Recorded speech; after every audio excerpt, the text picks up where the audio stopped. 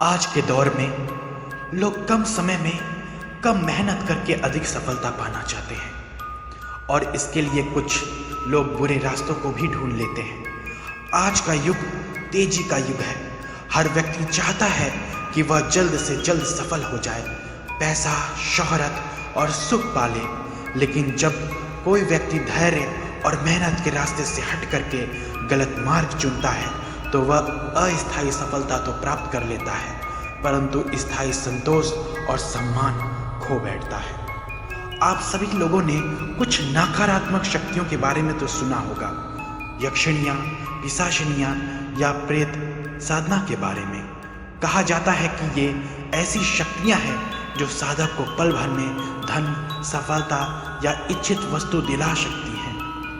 पर क्या सच में ऐसा होता है या फिर ये सिर्फ एक माया जाल है जो अंत में साधक को अपने ही जाल में फंसा देती है?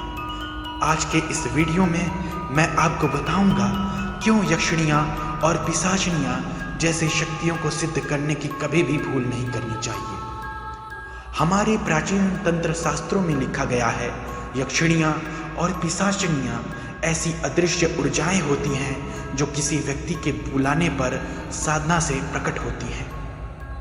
वे साधक को कुछ समय तक सहायता देती हैं, कभी धन देती हैं, कभी जानकारी, कभी किसी की रक्षा करती हैं। परंतु ये शक्ति दिव्य नहीं होती। ये नीच योनि की आत्माएं होती हैं जो अपनी अधूरी इच्छाओं के कारण इन संसार में बंधी रहती हैं। बहुत से लोग सोचते हैं अगर ये आत्माएं हमारी सेवा करेंगी तो जीवन आसान हो जाएगा। कुछ लोग धन पाने के लिए, कुछ प्रेम पाने के लिए, कुछ शक्तियां पाने के लिए ऐसी साधनाओं में पड़ जाते हैं। परंतु याद रखिए, हर शक्ति सात्विक नहीं होती। कई बार जो रोशनी दिखती है वो आग की लौ भी हो सकती है जो अंत में जला देती है। शुरुआत में ये आत्माएं सहायता करती हैं। साधक को लगता है उसने कुछ बड़ा सिद्ध कर लिया है, पर धीरे धीरे वही शक्ति उस पर नियंत्रण करने लगती है।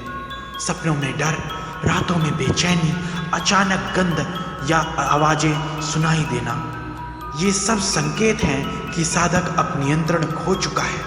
उसकी ऊर्जा, उसका मन, उसका जीवन धीरे धीरे उसी शक्ति के अधीन हो जाता है। हमारे शास्त्रों में लिखा हुआ है, भूत पिशाच राक्षस साधनाया फलदायिन तू न स्यु अपितु विनाशकारिण्य। अर्थात इनकी साधना फल नहीं देती, विनाश लाती है। ये साधनाएं शरीर, मन और आत्मा तीनों पर नकारात्मक प्रभाव डालती है। साधक को धीरे धीरे भय, भ्रम, मानसिक विकार और शारीरिक कमजोरी घेर लेती है। ये शक्तियां प्रारंभ में सहायता करती हैं, परंतु साधक पर पूरी तरह से बाद में नियंत्रण कर लेती हैं। सच्ची साधना वह होती है जो मन को शांति दे, जो आत्मा को ऊंचाई तक ले जाए, जो दूसरों का कल्याण करे। यक्षिणियाँ और पिशाचिनियाँ से प्राप्त शक्ति अस्थायी होती है, पर भक्ति से प्राप्त शक्ति अनंत शुद्ध होती है। भक्ति में न भय है न भ्रम, सिर्फ विश्वास है और ईश्वर की कृपा। मित्रों, कभी भी इस नीच शक्तियों को सिद्ध करने का मोह मत पालिए।